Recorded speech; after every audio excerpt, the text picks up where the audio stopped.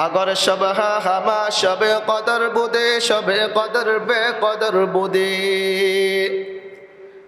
যদি প্রতিটা রজনী শবে কদর হতো তাহলে শবে কদর মূল্যহীন হয়ে যেত। মূল্যহীন হতো না, আজকেও শবে কদর, কালকেও শবে কদর, পরের দিনও শবে কদর, তাহলে আর ইবাদত বন্দেগী মানুষ করতো না। এখন যে একটা আগ্রহ নিয়ে করে, এখন যে একটা উদ্দীপনা নিয়ে করে, বিশেষ করে আপনার নাজাতের যে বেজুর যে রাত্রগুলো আছে, এই রাত্রগুলোর মাঝে একটা আমাদের একটা আগ্রহ থাকে যে হতে পারে আজকে শবে কদর, একটা আগ্রহ উদ্দীপনা একটা জৌলস নিয়ে ইবাদত বন্দেগী করি, যদি একটা শবে কদর পেয়ে যায়। আর যদি প্রতি রাতেই হতো তাহলে কি বলতো, যা আগামীকালকে তো শবে কদর, আগামীকালকে ইবাদত করবো না, আজকে বাদ দে, আগামীকালকে আসলে বললো যে না, পরের দিনও তো সুযোগ আছে, পরের দিন ইবাদত করবো। এই জন্য আল্লাহ তাআলা এই শবে কদরটাকে পবিত্র মাহে রমজানের শেষ দশকের বেজুর রাত্রগুলোতে আল্লাহ তাআলা রেখেছেন, যাতে এই বেজুর রাত্রগুলোতে আমার বান্দা বান্দিরা ইবাদত করার জন্য, শবে কদরের ফজিলত অর্জন করার জন্য তারা ব্যতিব্যস্ত হয়ে যায়, বিশেষভাবে আল্লাহ তাআলার ইবাদত বন্দেগী করার প্রতি মনোনিবেশ। এই শবে কদরের ফজিলত সম্পর্কে আল্লাহ সুবহানাহু ওয়া তাআলা সূরাতুল কদর, শবে কদর, এই সূরাতুল কদর নাজিল করেছে। আল্লাহ সুবহানাহু ওয়া তাআলা বলেন, ইন্না আনজালনাহু ফি লাইলাতিল কদর ওয়া মা আদরাকা মা লাইলাতুল কদর লাইলাতুল কদরি খায়রুম মিন আলফি শাহর।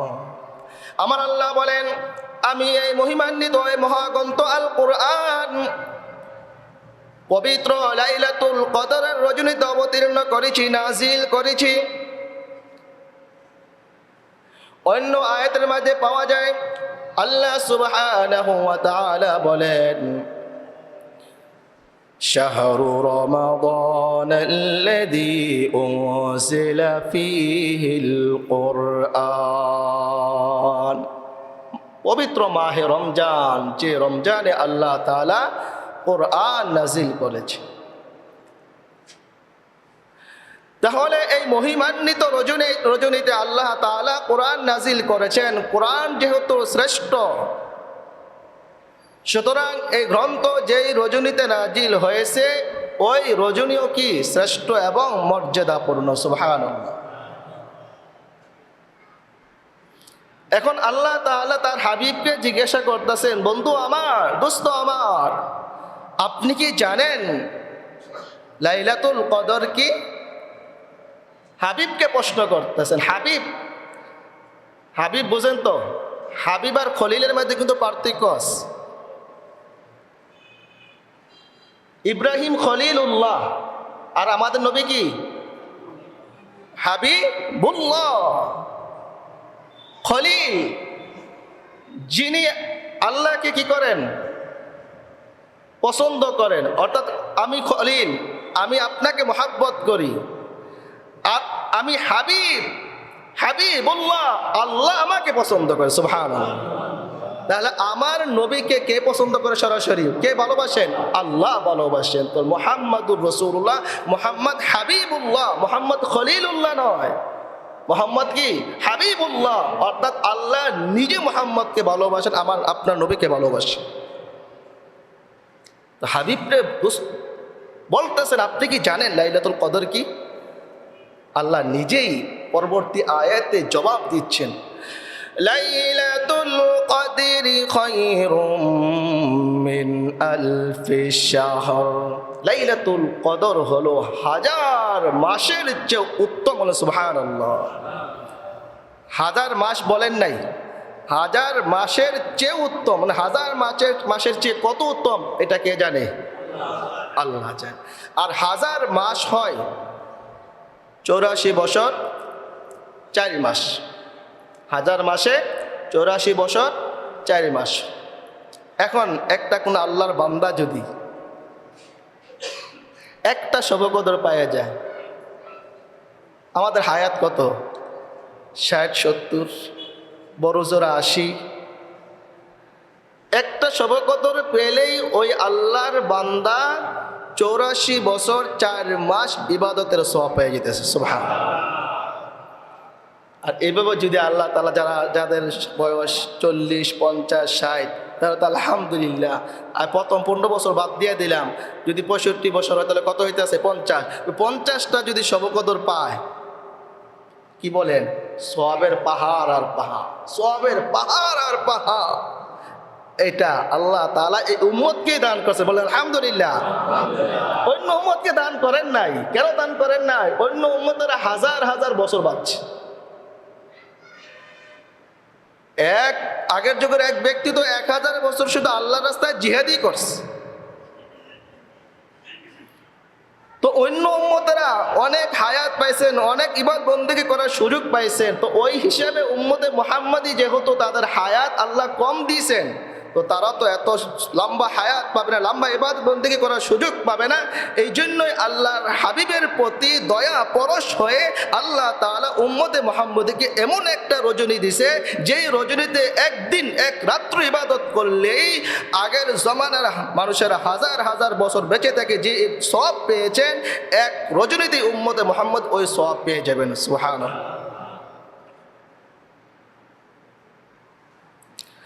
রাসূল হাদিসে বলতেছেন, মান কামা লাইলাতাল কদরি ঈমানান ওয়া ইহতিসাবা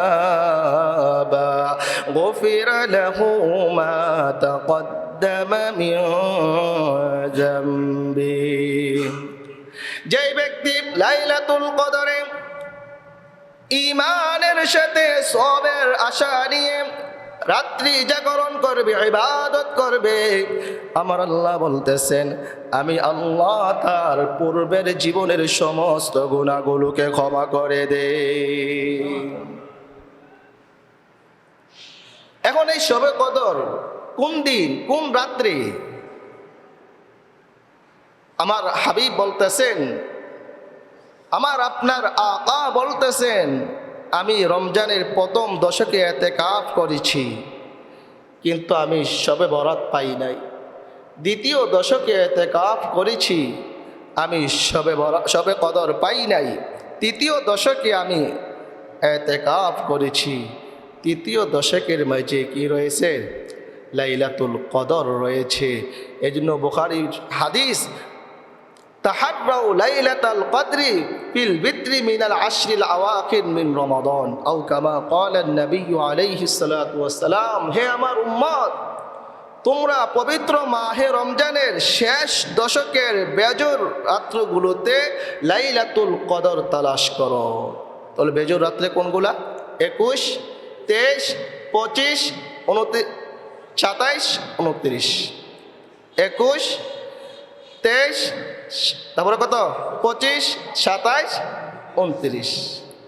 21 গেছে গা, 23ও গেছে গা, 24 আগামীকালকে, 25 আগামীকালকে, তারপরের দিনের আবার কি আসতেছে? 27 আসতেছে, তারপরে 29 আসছে। তো এই রজনীগুলোতে আমরা একটু ইবাদত বান্দেগী বাড়াই দিই। যেমন আমরা বাড়াই দিছি, 2 রাকাত বাড়াই দিছি, কারণ বেশি বাড়াইলে মুসল্লিরা বিরক্ত হয়ে যাবে। 2 রাকাত বাড়াইছি এই জন্য, কারণ বাসা বাড়িতে গেলে ইবাদত হয় না, ঘুমায়ে পড়ে। তাহলে কমপক্ষে শবে কদরের আশায় হলে 2 রাকাত পড়লাম, আল্লাহ হাজিরা দিয়ে গেলাম। আল্লাহ হাজিরা কিন্তু দিয়ে গেছে, আল্লাহ তোমার খাতার মধ্যে কিন্তু নাম উড়ে গেছি, তুমি কিন্তু শবে কদর থেকে বঞ্চিত করে না। বলেন সুবহানাল্লাহ। আর যারা ইতিকাফে বসছেন তাদের তো খুশনসিব, তাদের খুশনসিব, তারা তো বসছে তো বসছে। আমি ওই দিনে বলছিলাম, ইতিকাফ শব্দের অর্থই পরে থাকা, অনশন করা, কোনো দাবি দাবা বাস্তবায়নের জন্য, আদায় করার জন্য। যেরকম শিক্ষকরা অনেক সময়, অনেক আপনার মাদ্রাসার শিক্ষকরা, স্কুলের শিক্ষার্থীরা আদায় রাজপথে পড়ে থাকে, যতক্ষণ পর্যন্ত আমাদের দাবি দাবা আদায় না হবে ততক্ষণ পর্যন্ত আমরা রাজপথ ছাড়বো না। আমাদের দাবি পূরণ হবে তখনই আমরা রাজপথ ছাড়বো, বাড়িতে যাব। এর আগে খাবারও খাবো না, রাস্তাও ছাড়বো না। তো এতেকাফের অর্থ এটাই, যারা এতেকাফে পড়ে আসেন তারা আল্লাহর ঘরে পড়ে আসেন, আল্লাহর দরবারে পড়ে আসেন। কিসের আশা? দুনিয়ার আশা, টাকা পয়সার আশায়? না না না, দুনিয়ার আশায় না, টাকা পয়সার আশায় নয়, কেবলমাত্র শুধুমাত্র একমাত্র আল্লাহ তাআলার পক্ষ থেকে পবিত্র মাহে রমজানের শবে কদরের ফজিলত পাওয়ার জন্য। সুবহানাল্লাহ। এখন কোনো আল্লাহর পরে থাকে আশা, ভালোবাসা, ভক্তি, শ্রদ্ধা নিয়ে যদি পড়ে থাকে, আপনারা কি মনে করেন আমার আল্লাহ ফিরাই দিবেন? হ্যাঁ, আমার আল্লাহ ফিরাই দিবেন? না না, কখনো না। তো এই যে আমাদের যে মুসল্লিগুলা, মুসল্লিয়ানে কেরাম যারা এতেকাফে বসেছেন, তারা ওই আশা নিয়ে বসছেন যে আল্লাহ তাআলা যদি এর উসিলায় শবে কদরটা পাওয়ায় দেয়, তাহলে তো এর চেয়ে আর খুশ নসিব, এর চেয়ে আর সৌভাগ্য আর হতেই পারে না। সুবহানাল্লাহ। এতেকাফ যারা বসেছেন, রাসূল করিম সাল্লাল্লাহু আলাইহি ওয়াসাল্লাম বলেন, মান ইতাকাফা ইবতিগা ওয়াজহিল্লাহ জাআলাল্লাহু বাইনাহু ওয়া বাইনান নারি সালাসাতা খানাদিক আবআদাহু বাইনাল খাফিবাইন। বিশ্বনবী, দয়ার নবী, মায়ের নবী, রাহমাতাল লিল আলামিন সাল্লাল্লাহু আলাইহি ওয়াসাল্লাম বলেন, যেই ব্যক্তি আল্লাহ তাআলার সন্তুষ্টির জন্য, আল্লাহ তাআলার রেজামন্দির জন্য, আল্লাহ তাআলার খুশনদির জন্য একদিন ইতিকাফ করে, আমার আল্লাহ বলতেছেন আল্লাহ তাআলা ইতিকাফকারী এবং জাহান্নামের মাঝে 3 খন্দক দূরত্ব সৃষ্টি করে দেন। এক খন্দক দ্বারা বোঝানো হয়েছে আসমান থেকে জমিন পর্যন্ত যতটুকু দূরত্ব, তার চেয়ে আরো বেশি দূরত্ব। তার মানে বোঝা গেল যারা ইতিকাফে বসেছেন তাদের থেকে জাহান্নামকে আল্লাহ তাআলা অনেক দূরে সরিয়ে দিয়েছেন, আর তারা জান্নাতের নিকটবর্তী হয়ে গিয়েছেন। রাসূল করিম সাল্লাল্লাহু আলাইহি ওয়াসাল্লাম বলেন, যেই সমস্ত লোকেরা আল্লাহ তাআলার সন্তুষ্টির জন্য, আল্লাহ তাআলার রাজামন্দি হাসিল করার জন্য ইতিকাফে বসে, ইতিকাফ করতে গিয়ে তারা সামাজিক অনেক কাজ করতে পারে না, বাহিরে জানাজা হইলে জানাজা শরীক হইতে পারে না, গরিব দুঃখীদের পাশে দাঁড়াইতে পারে না। বলতেছে এই সমস্ত সওয়াবের কাছ থেকে তারা যদিও দেখা যাচ্ছে বঞ্চিত হচ্ছে, কিন্তু আমার আপনার হাবিব, আমার আপনার নবী বলতেছেন ইতিকাফ বসার কারণে আল্লাহ পাক রব্বুল আলামিন যেই সমস্ত সওয়াবের কাছ থেকে তারা বঞ্চিত হচ্ছে, ওই সমস্ত কাজগুলোর সওয়াব আল্লাহ তাআলা তাদেরকে পরিপূর্ণরূপে দান করবেন। প্রিয় হাজিরিন, তাহলে এই পবিত্র মাহে রমজানের শেষ দশক চলমান, এই শেষ দশকের মাঝে রব্বুল আলামিন সবচেয়ে বড় যে রাত্র রাখছেন সেটা হলো শবে কদরের রজনী। শবে কদরের রজনী সম্পর্কে বিশ্বনবী, দয়ার নবী, রাহমাতাল লিল আলামিন সাল্লাল্লাহু আলাইহি ওয়াসাল্লাম বলেন, যখন শবে কদরের রজনী আগমন করে, আসমান থেকে একদল রহমতের ফেরেশতা হযরত জিবরাইল আমিন আলাইহিস সালাতু ওয়াস সালাম সহ একদল বিশেষ একদল রহমতের ফেরেশতা দুনিয়াতে আগমন করে, এবং দুনিয়ার আল্লাহর বান্দা বান্দিরা যেখানে বসে, যেভাবে বসে, যেখানে থেকে দাঁড়াইয়া হোক, বসে হোক, শোয়া অবস্থা হোক, যে যেভাবে ইবাদত বন্দেগী করতে থাকে, ওই রহমতের ফেরেশতারা তাদের জন্য মাগফিরাতের দোয়া করতে থাকে। সুবহানাল্লাহ।